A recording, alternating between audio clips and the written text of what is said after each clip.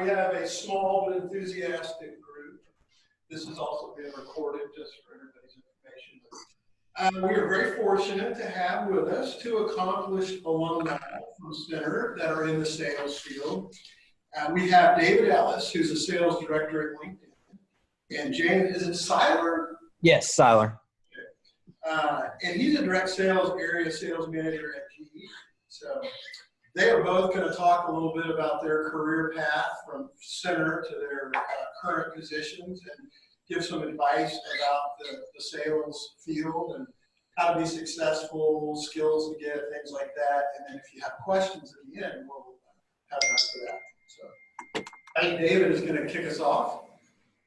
Yeah, no worries. Sorry, I was just noticed that my messages were on, so I'm going to turn those off so that it doesn't make any dings. But there's so many little alerts nowadays that I'm sure I won't be able to find all of the things that are going to make noise, so apologies in advance. There we go. Cool. So there we go. Yeah, thanks for letting me be part of the conversation today. Glad that you all are out exploring different fields. I don't know if for you all this is kind of a session where it's sort of, I don't really know what sales is, but I'd love to learn a little more about it. So I'll go hear what these two people have to say, or if some of you are a little more interested in the field and sort of set and looking to move into a career.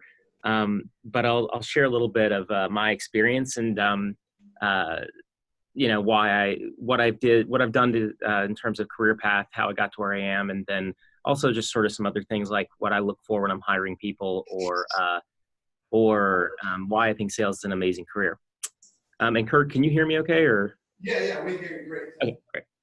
So for my path, when I left Center, I moved to DC, and I think I heard somebody mentioning some opportunity there, but I went to a company where I did research, kind of consulting type work. I didn't really know what I was getting myself into, but a guy came on campus that I liked, and I thought his company looked interesting, and I went. And I was in the role for about 9 months, 10 months, and I knew pretty quickly on it really wasn't the career for me. It was a lot of long days in front of the computer doing individual work, you know, that to me just wasn't as exciting as other things that were out there.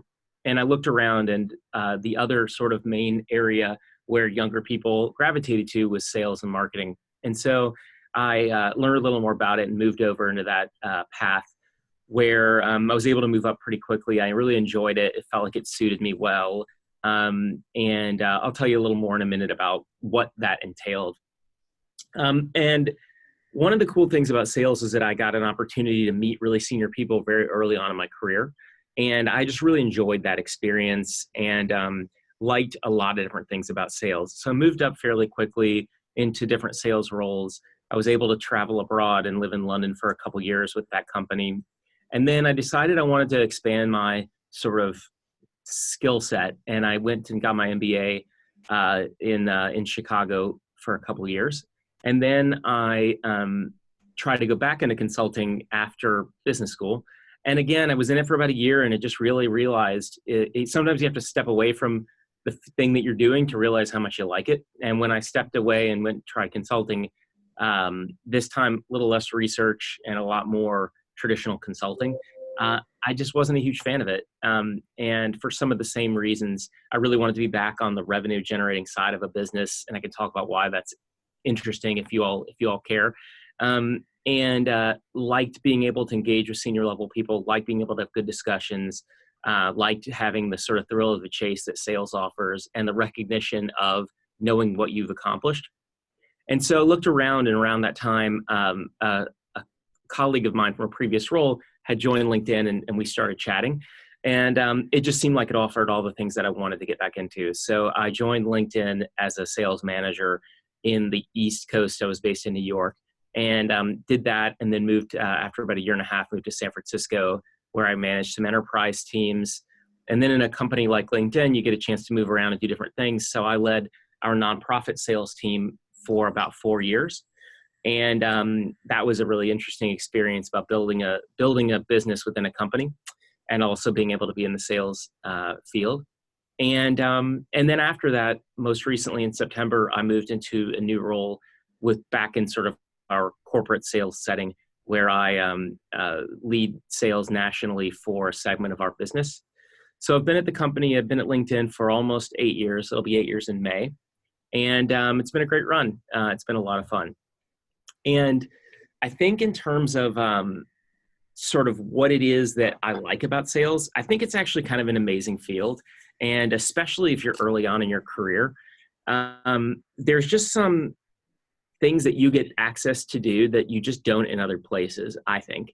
I mentioned it a couple times, but the ability to be engaging people externally on behalf of your company and representing what your company offers, engaging in a dialogue, pairing what they need with what you can offer, and aligning that through negotiating, through handling their objections, working through it, and being able to, at the end of the day, secure that business and be able to show on a leaderboard right where you stand and what you've accomplished. That's an interesting and fun experience, and not one that you get in a lot of careers. I definitely know plenty of people that are in fields where how good they are perceived as being doing at any particular time may just happen to, be related to how much they like their manager likes them. It could be a lot of other things. And I find that in environments where it's less clear about how well people are doing, that can be a challenging environment to be in. Oftentimes they can be a little more political environments, meaning, there's a little more infighting. The people that you're on a team with, you may not have as good a relationships with, things like that. But sales, I think, is an opportunity to really see how you're doing and know at any one point in time where you stand. Couple other quick things. I think it offers lifelong learning. I feel like I've been doing sales now more or less since I left Center in 2001, except for a couple little, maybe a year and a half worth or 2 years worth of other things in research, and then a couple years in business school.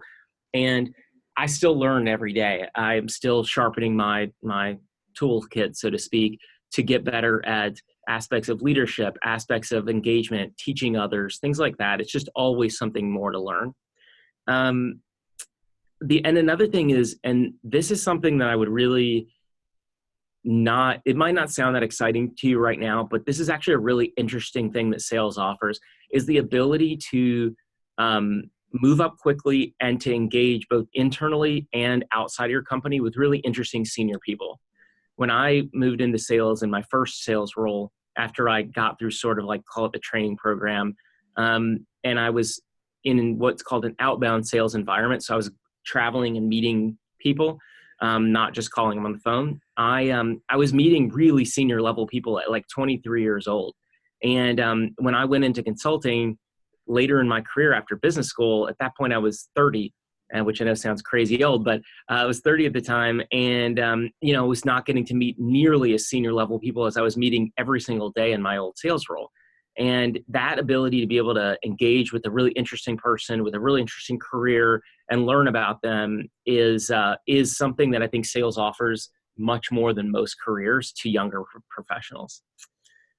It's also something that people care about internally, meaning when you're in sales, you're the growth engine of the business. And so senior leaders at the company will always care about sales. The CEO always cares about sales. If you're not bringing in revenue, you can't do a lot of the other functions of the business. And so because of that, as you move up, you do get internal attention as well. So I think it's pretty interesting from those perspectives. And that's just a couple of the things I like about sales. So I'll stop there, Kirk, and can also speak to other specific questions that people might have about advice or guidance or things I look for when I'm hiring or otherwise. But I'll let that be my sort of intro story, and we can take it from there. Okay, thank you, David. Mm-hmm. All right. So for me, I was actually a political science major at Center. Was interested in politics kind of my whole life, and kind of thought that's the career where I wanted to go. Never wanted to be a politician, but I've always enjoyed the strategy behind a campaign, or how do you get someone elected, or how do you raise an issue. And in between the summer in between my junior and senior year, I just realized that I would rather have politics more stay as a hobby than a career. But I started thinking about what fields still had that same kind of strategy aspect behind it. And all of a sudden I just thought of sales. Instead of selling a person, you're selling a product, you're selling, something like that. So that's kind of when I decided to pursue kind of a sales field. And so graduated in 2015 and then moved back home and started my search. Went a couple months, didn't hear back from anybody. And my parents started getting on me, said, all right, you need to really broaden your search and just find a job. And then you can worry about, getting the job that you want later on.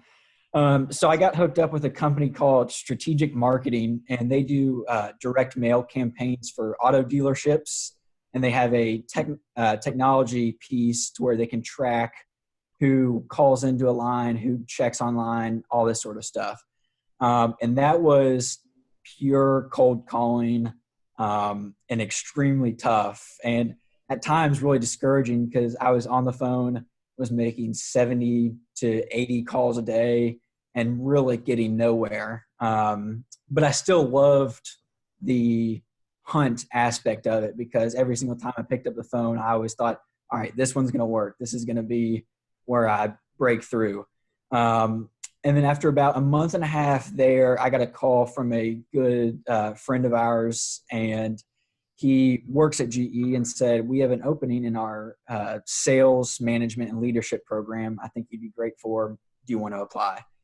Said, yep, that sounds great. I went and applied, interviewed, got the job offer. And kind of what this program is at the time, it was a 9 to 12 month program. For GE, there's two sides of the business, the contract side and the retail side. And so the managers would put us in either one of those channels. We would have a territory, and then we would call on those customers for 9 to 12 months, and then we would move on to a field role. So we'd be relocated somewhere kind of throughout the United States. So after about 2 months, they called everybody in the program in. There was about 26 of us total, and they decided to make the program 2 years. You'd get 1 year in the contract channel, 1 year in the retail channel. So you get exposure to both, which at the time was pretty discouraging to everybody because everyone wanted to take that next step. But in the long run, the fact that we got to see both sides of the business and it's a completely different side, really, I think helped everyone in the long run. So I started in the contract in the Northeast. So I called on property management companies, kind of in the Massachusetts, Rhode Island, New Hampshire area. And then switched to retail and worked with the national accounts. So like your Lowe's and Home Depot and all those big retailers. And then your small independent stores out in the Southwest. So did that for a year. And then it was kind of, I was coming up to the time to where I was going to get relocated. And they also had what was called a bubble assignment. So we would take 3 to 6 months to go to a completely different side of the business. So mainly non-sales related. So could be on a product team, could be on merchandising, could be on a brand, whatever they needed kind of help on, but just to give you more exposure to people within the company, different, branches, all that sort of stuff. But I was actually, at the time, Hurricane Harvey had just hit Texas. And so they said, we need all the manpower that we can get down there to help rebuild the Houston market and to get them back up and running. So myself and a colleague actually went down to Houston for 3 months, and I was retail focused. So I went into all the stores, see what they needed, retrained all of their employees on the products. And because you just had massive amounts of people coming in to, rebuild their homes, rebuild their kitchens, rebuild everything. So that was actually a very cool experience. One, because I actually got out in front of people sooner than I thought I would, but also it was very rewarding that I got to help a city that was decimated from a hurricane, try to rebuild and get back to normal life. So then at the end of 2017, I was kind of coming to the end of the program, and they wanted me to move to Boston to take a new role.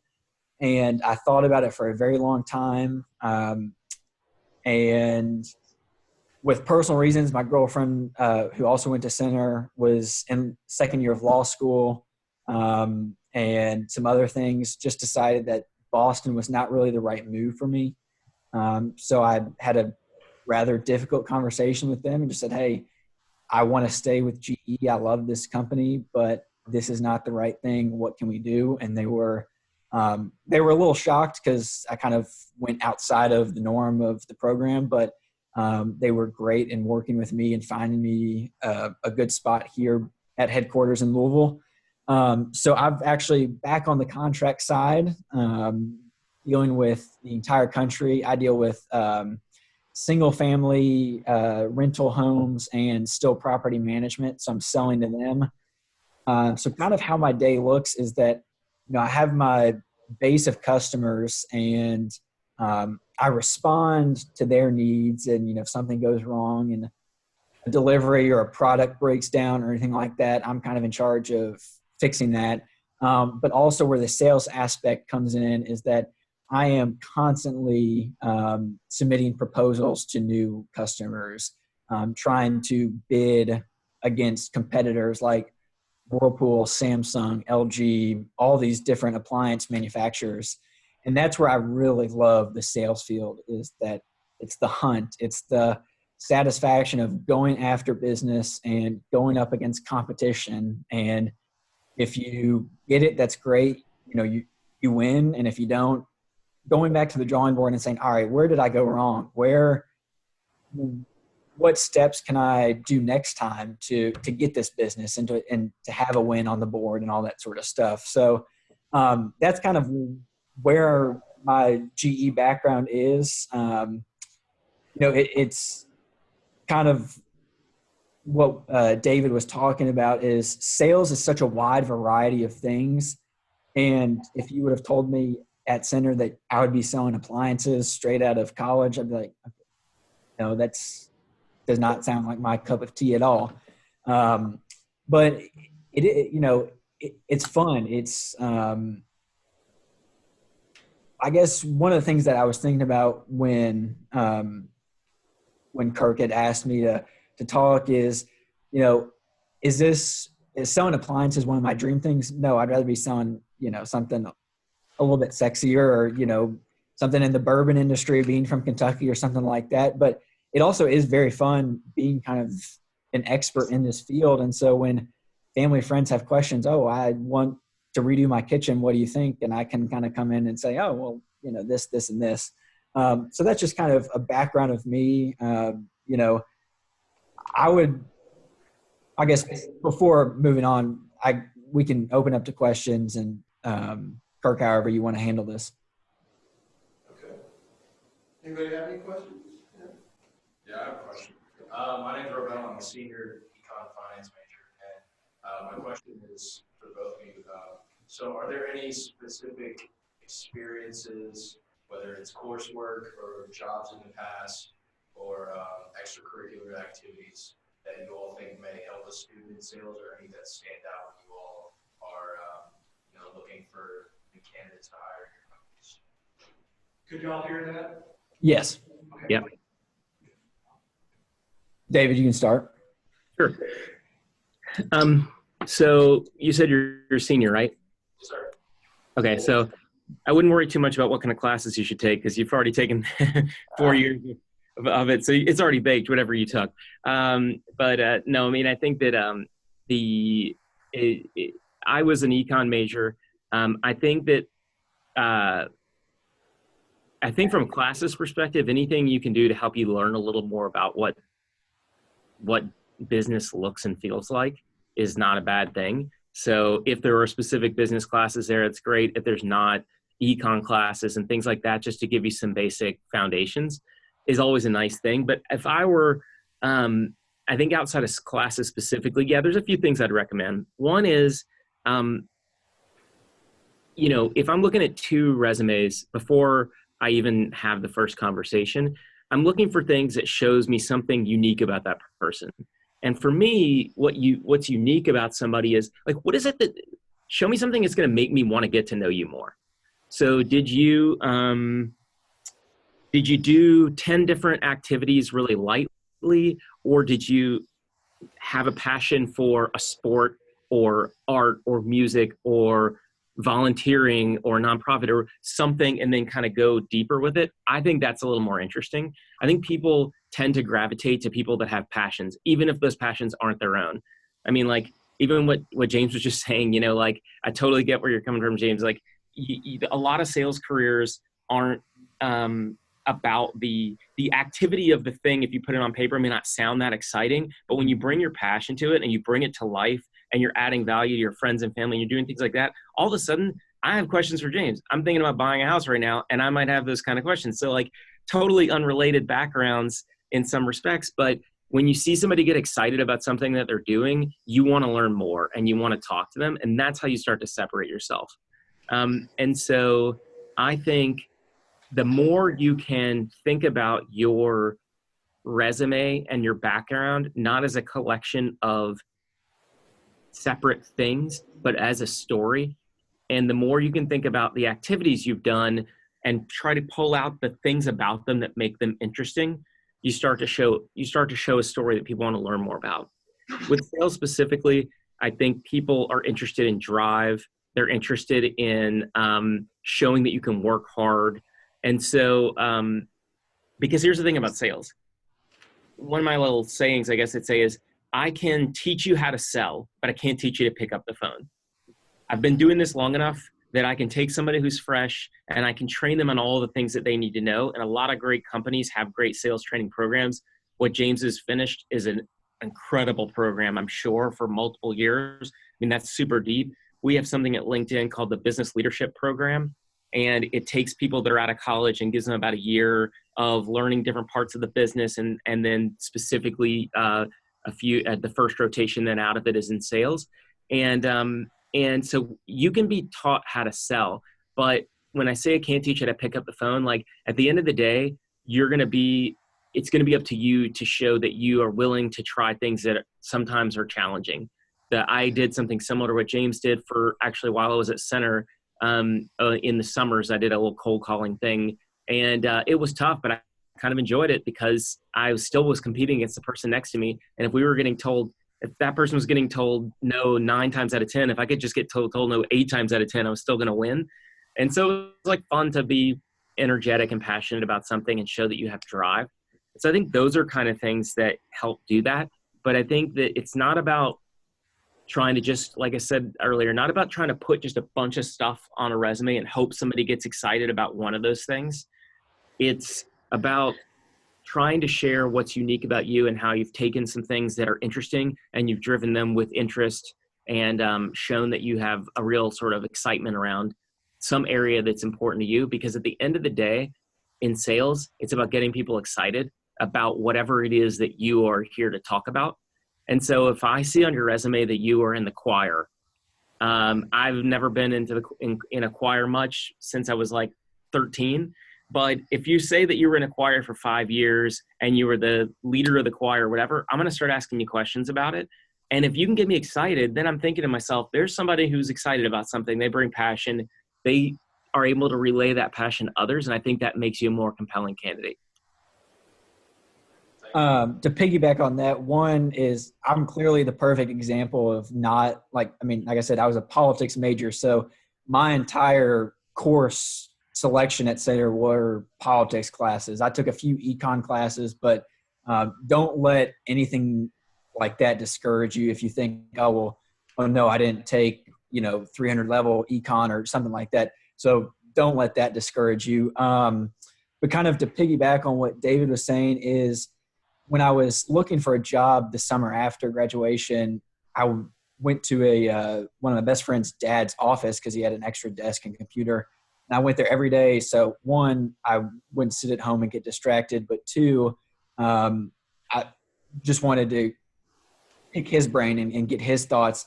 And one of the things that he told me that has still stuck with me is said, nobody besides really your parents wake up and say, how can I make James's life better?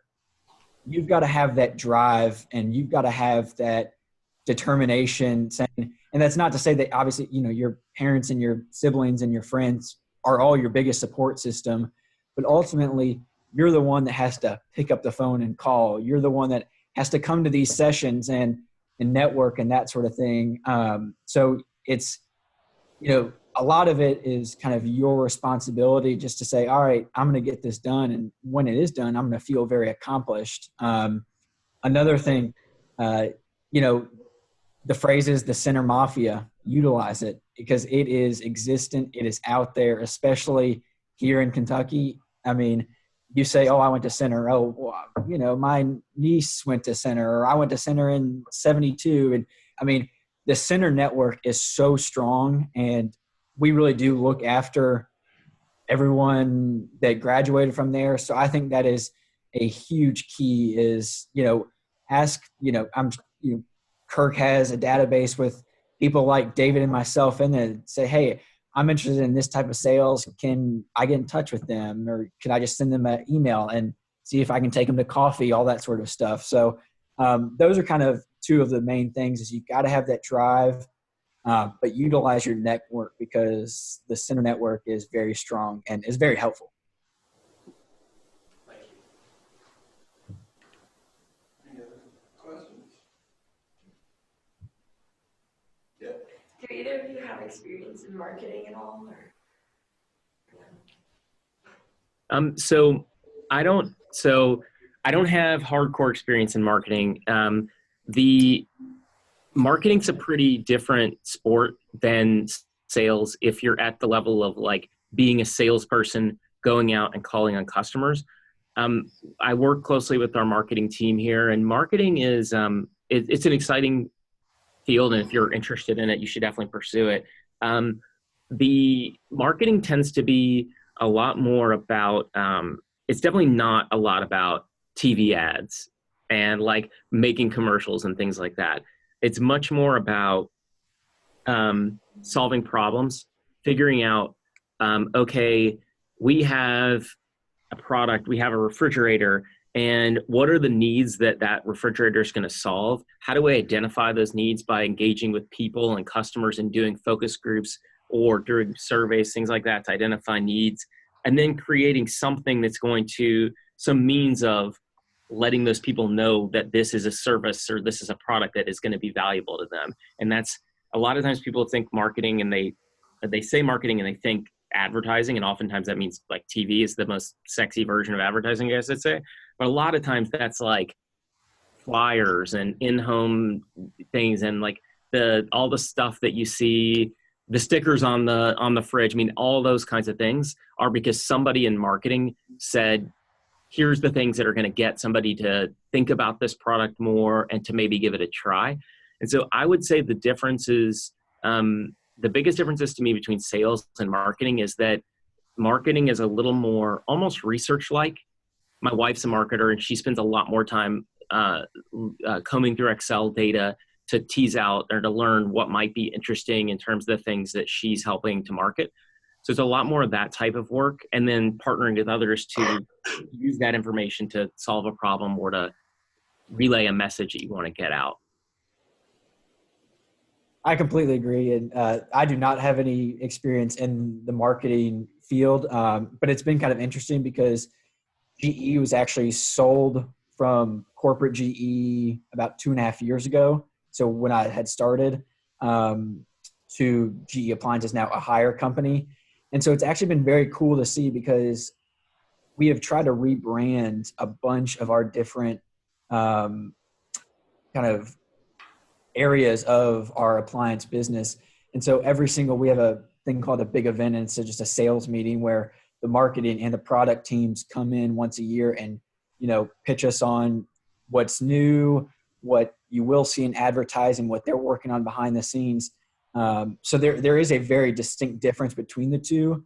But I would agree with David. It's more kind of, I would say, behind the scenes work to give the sales team tools to go out and sell, as opposed to, like I said, in front of the customer, kind of seeing what they need. But No, I think David hit the nail on the head on that one.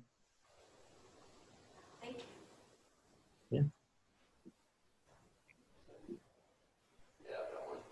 So my name is Tucker Stein. I'm a senior econ and finance major as well. And I had an internship this past summer with Northwestern Mutual, and I had a good time. And I was just wondering, with you guys and like early on in your careers, how did you find your natural market? Because that's what they kind of preached to me, finding a natural market, finding that those good connections. And obviously you have to believe in the product that you sell, and you have to, know that it has value. But I don't know, how did you guys find your natural markets and persuade customers to action? So just make sure I understand the question. Are you saying basically how do you identify people that might want to buy your product, your financial services or what have you? Yes, correct. I'll give a quick thought on that one. I think that I think that is a really unique type of sales, and most sales, a lot of types of sales that you go into would not be quite like that. I looked at being a financial advisor years ago briefly, and that's kind of a model where it is a specific type of sales where you're building a network and you're convincing others to join that network and buy your financial services, work with you, et cetera. And so it's a lot of, it's the kind of career where for like the first 3 or 4 years, you're doing a lot of challenging things to get your name out there and getting creative to do so.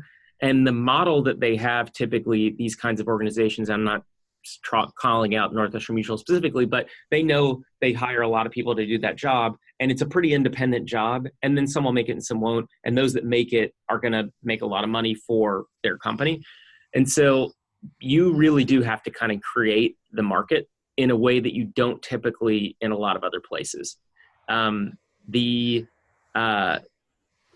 LinkedIn, for example, if someone's hired as a salesperson, they have a specific territory, which is, so we have 2 types of people called salespeople: account executives and relationship managers. And the difference is account executives are trying to bring in new customers that are not currently part of LinkedIn.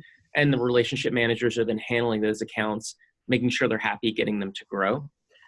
And so the account executives are the true salespeople, and the relationship managers are selling, but to those existing relationships. But in both groups, they're going to have territories. The account executive is just a bigger territory. Let's call it 1,000 potential customers. And the relationship managers have, let's say, 50 customers that are currently customers. And so they're engaging with them. So in a lot of fields, you won't have to build the network from scratch.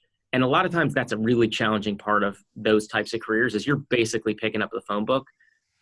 And so it's a little bit of a different type of sales. Now, all that to say, what you'll probably, if you do go down that type of sales path, what they tend to do is they give you some way of creating a unique network.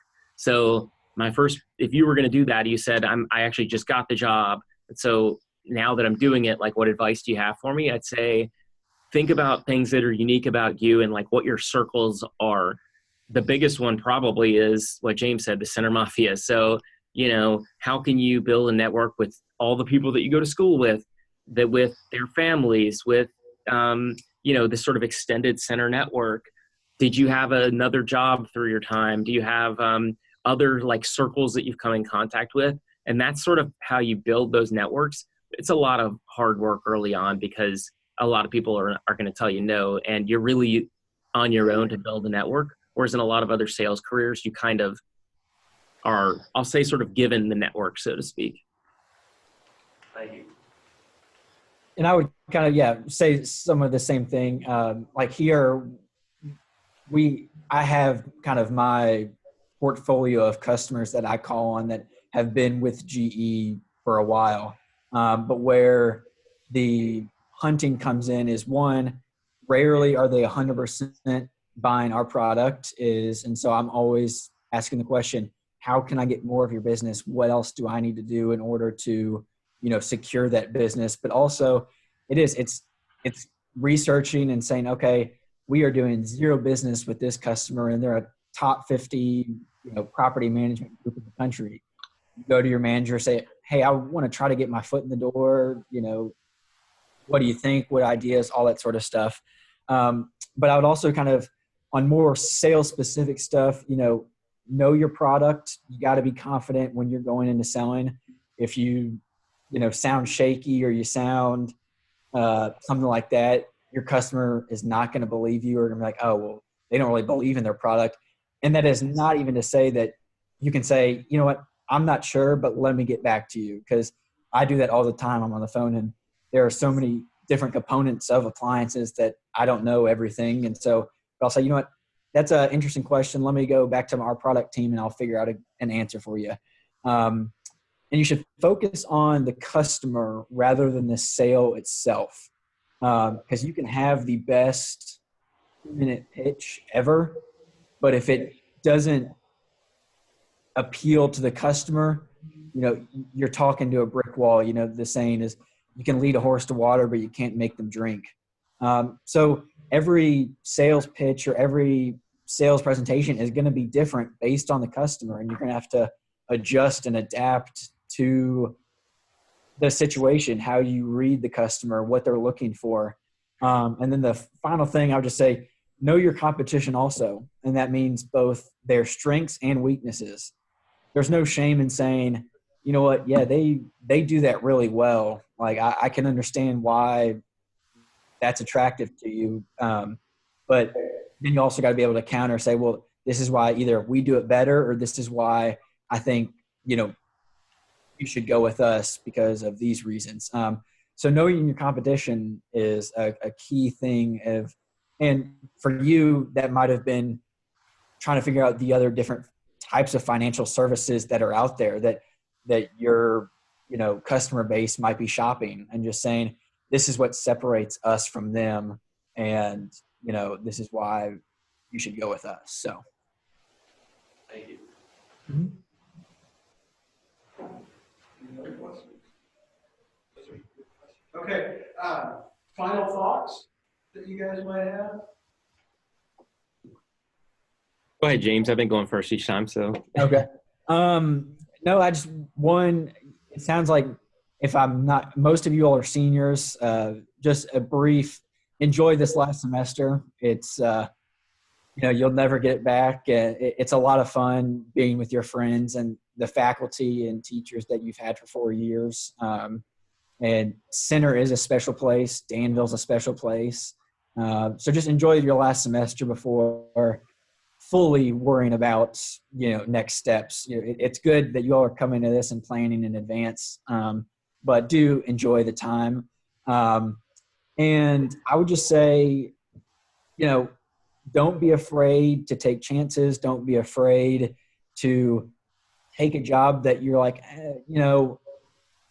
it's not what I thought I wanted, but I'm going to take it anyway. And I'm going to put my best foot forward, and I'm going to make the most of it. And I'm going to provide results, because, your career is going to be built on many things. And obviously, like David said, he's moved all over the country and had a bunch of different roles and tried different things. And,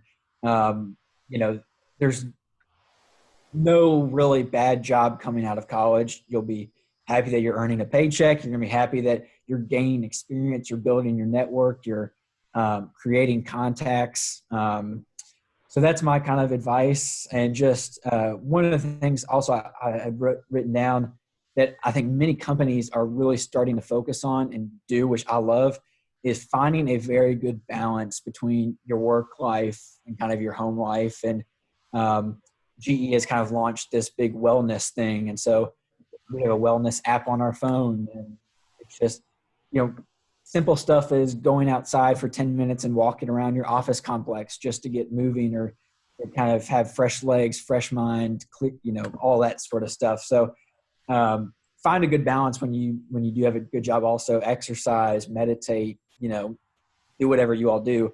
And you will be much happier, and your production at work will be much stronger and better. So that's kind of my advice. Good advice.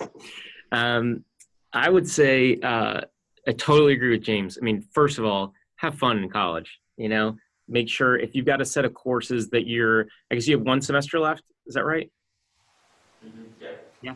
So, I mean, if somebody asked me what my favorite classes I took were, I mean, I did enjoy econ because I guess I was a nerd about it. Like, it was just interesting to me, but probably my favorite class was glass blowing.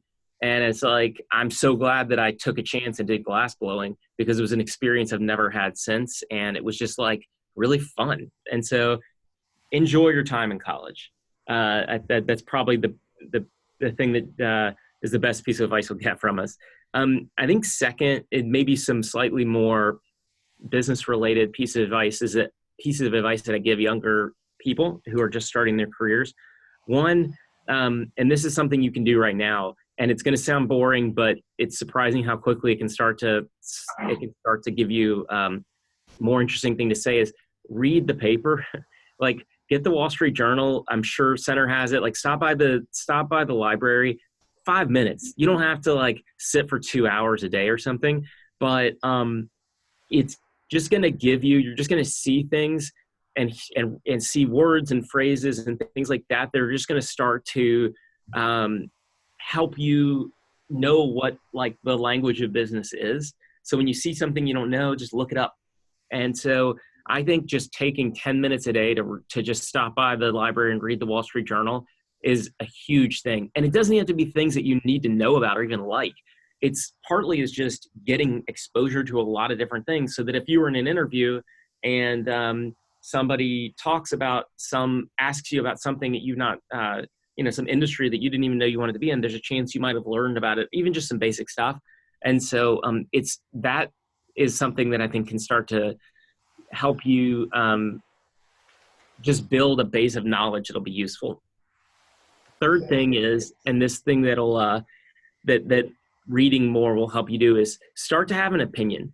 I know that sounds funny, but you'd be surprised how often I could go into an interview with, I don't tend to interview people that are on their first jobs anymore, but even in their second or third jobs, and you go in and you ask them about themselves and they don't really, you almost see them trying to think, what does this person want me to say? And I'm not interested in that. I want to hire somebody who has their own opinion and their own perspective on things. And it's almost as simple as, one thing I do nowadays is I have like a journal that I write in every afternoon where I just say, how did today go? What went well and what could have happened differently? And so if I realize that if there's something that I do, like, I realize when I'm running from meeting to meeting, I'm not as good in meetings. Okay, give myself 5 minutes between meetings because I realize I need to prep a little bit more. Things like that start to add up over time because you start to see what things did you do today that you liked. And if you do that every single day, you start to say, oh, wow, I liked the customer call that I had today. I really didn't like the finances that I had to work on. Or maybe you say, I like the finances. And that says you like, oh, maybe I should do something that involves with my career that involves finances more. Maybe I should go be an accountant, whatever it is.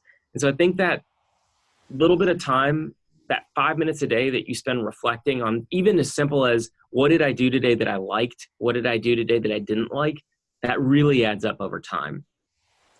And then the last thing I'll say is when you do get in that job or even before, start to look up or start to identify people that you admire, people that you think are doing a good job at that job, and get to know them. If you go into whether it's sales or something totally different, in that first job, just take a look around and see who are the people that seem to be winning at that job, seem to be the best at that job, and just ask them if you can buy them lunch and get to know them better. And ask them what it is that they're doing that they think contributes to their success, and questions like that, because not a lot of people take that initiative to learn about others. And when people get questions, they're interested. Like when you ask somebody about themselves, they want to tell you about themselves. People like talking about themselves. And so you'll be surprised. A lot of people will really open up. And it's a great way to get to know people that you may not have known otherwise, and to identify people that you like, that you could continually meet with. Because I found that people that get mentors early on tend to have that resource they can go to when a problem arises or when they have a challenge they want to learn more about. and that really helps over time.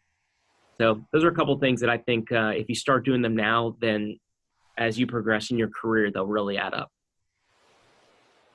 Totally agree. Great information, guys. We appreciate both of you taking the time, and good to have you.